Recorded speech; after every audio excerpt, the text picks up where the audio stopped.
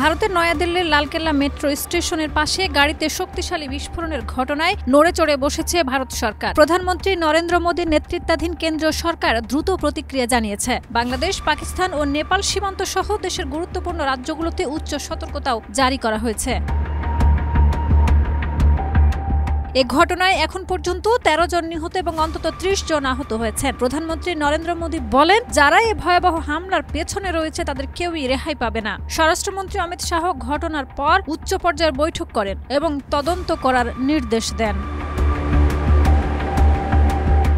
Delhi police জানিয়েছে, বিস্ফোরিত গাড়িটি হুন্দাই i20 মডেলের ছিল। গাড়িতে তখন ৩ জন যাত্রী ছিলেন, কিন্তু তাদের শরীরে কোনো গুলির চিহ্ন নেই। তাই এটি স্বাভাবিকভাবে আত্মঘাতী হামলা কিনা তা এখনো নিশ্চিত নয়। নিরাপত্তা বাহিনী সন্ত্রাসী হামলা হিসেবে তদন্ত চালাচ্ছে। প্রতিরক্ষামন্ত্রী রাজনাথ সিং জানিয়েছেন, ঘটনার পুঙ্খানুপুঙ্খ তদন্ত দ্রুত চলছে।